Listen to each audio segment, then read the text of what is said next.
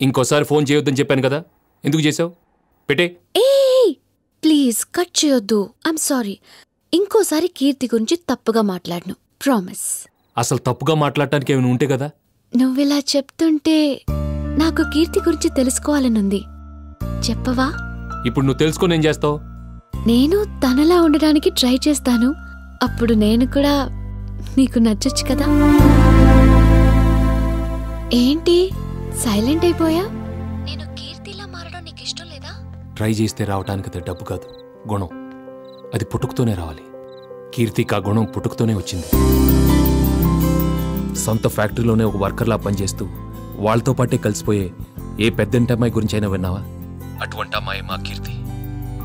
ఒకప్పుడు హింసా మార్గంలో వెళ్తున్న మా పెద్దయ్యను కూడా అది తప్పని చెప్పి సామాన్యుడిగా మార్చి అందరి దృష్టిలో దేవుణ్ణి చేసింది కూడా మా కీర్తి, తెలుసా? ఒకప్పుడు మంచైనా చెడైనా మన గురించి అందరూ మాట్లాడుకోవడమే ముఖ్యం అనుకునేవాడిని. కానీ తనని చూసిన తర్వాత నలుగురు మన గురించి మంచిగా మాట్లాడుకోవాలని తెలిసింది. తనని చంపాలని చూసిన వాళ్ళని కూడా క్షమించేంత గొప్ప మనసు ఉంది కీర్తికి. బలంతో యుద్ధాలు చేయొచ్చు కానీ ఆపలేమని అర్థం చేసుకున్నాను. వాళ్ల ఊర్లో ఉన్న ఆ 4 రోజుల్లో తన గురించి విన్న తర్వాత పెద్దయ్యకి బాడీగార్డ్గా రావడం కర్తవ్యంగా భావిస్తే కీర్తికి బాడీగార్డ్గా రావడం నా అదృష్టంగా భావించాను.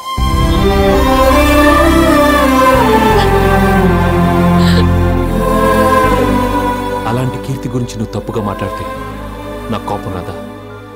అందుకే తిట్టాను. Sorry, I'm extremely sorry. ఏ వెంకీ, నువ్వెందుకు సారీ చెప్తున్నావు? తప్పు చేసింది, తప్పుగా మాట్లాడింది నేను కదా.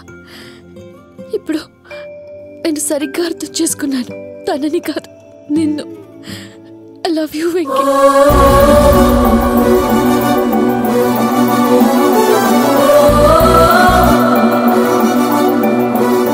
మనస్ఫూర్తిగా చెప్తున్నాను, ఐ రియల్లీ లవ్ యూ.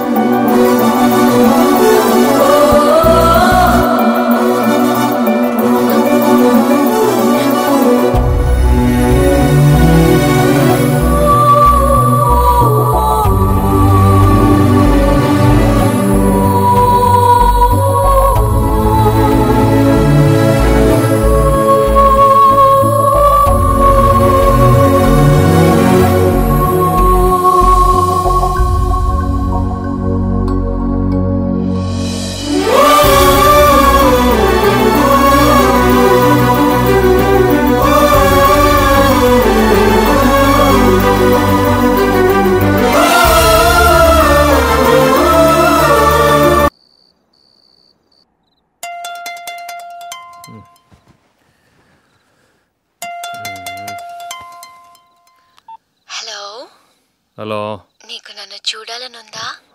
చూడాలనుంది. అయితే బయటికి రా, గార్డెన్ లోనే ఉన్నాను. గార్డెన్ లో ఉన్నావా? అలాగే ముందుకి రా. ఎక్కడున్నావు నువ్వు? ఎక్కడ? ఇక్కడే, ఈ చెట్ల మధ్యలోనే ఉన్నాను. కనిపిస్తున్నానా? కనపడటం లేదే. ముందుకి రా. ఏ ఆగాగు, నేనే నీ ముందుకొస్తాను. కళ్ళు మూసుకో, నేను చెప్పినప్పుడు తెరు. మళ్ళీ ఇదేంటి? చెప్పిన మాట విను, కళ్ళు మూసుకో. సరే. ఇప్పుడు కళ్ళు తెరు. బాబు టీ. టీ కొంచెం లేట్ గా తీసుకురావచ్చుగా, మోహన్ చూసేవాడిని. కరెక్ట్ టైంలో వచ్చావు. రాణి స్పెషాలిటీ అది, కరెక్ట్ టైంకి వచ్చేస్తుంది. అందుకే పెద్దయినా దీన్ని ప్రెగ్నెంట్ చేసాడు. ఏంటే ప్రెగ్నెంటా? ప్రెగ్నెంట్. అయ్యో, ప్రెగ్నెంట్ కాదయ్యా, పర్మనెంట్. ప్రెగ్నెంట్ అంటే గర్భవతి. గర్భవతి? అయ్య బాబోయ్, పెద్ద ఆయన తెలిస్తే ఎంత బాధపడతాడు. అనవసరంగా ఏదో ఇంగ్లీష్ అన్ని తప్పులు వచ్చేస్తున్నాయి. నువ్వు ఇక్కడ చదివే రే పాపట్ల. ఏంటి బాస్, ఈ రోజు తను నా కళ్ళకు వచ్చిందిరా. ఎవరు? రాణియా? అమ్మని నన్ను ప్రేమిస్తూ నీ కళ్ళకు వచ్చిందా? చంపేశాను దాని వల్ల. రాణి కదరా, నా బంగారం. అంటే మనపురం బంగారమా? కాదురా, పార్వతీ నంబ్యార్. పార్వతీ నంబ్యారా? ఏంటి బాసు, లవ్ లో పడ్డావా? అలాగే అనిపిస్తుందిరా. పెళ్లి చేసుకుంటావా? అందుకే కదరా ప్రేమించేది. ఒక్క మాట గుర్తుపెట్టుకో బాసు, ప్రేమ అనేది బస్సు ప్రయాణం లాంటిది. నచ్చలేదనుకో దిగిపోవచ్చు, ఇంకో బస్సు ఎక్కచ్చు.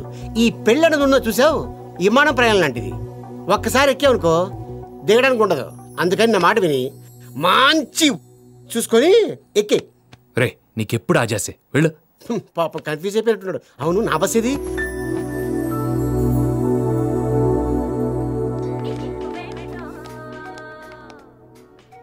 రాణి, వెంకటాద్రి కనిపించడం లేదు. ఎక్కడికి వెళ్ళాడు? ఇందాకే రెడీ అయ్యి లేడీస్ హాస్టల్కి వెళ్లారు. లేడీస్ హాస్టల్ కా? ఎందుకు? ఎవరో అమ్మాయి రోజు వెంకటాద్రికి ఫోన్ చేసి ఏదేదో మాట్లాడుతుందంట. ఆ అమ్మాయిని కనిపెట్టడం కోసమని మన బాపట్లను తీసుకుని హాస్టల్కి వెళ్లారు. ఓ అలాగా.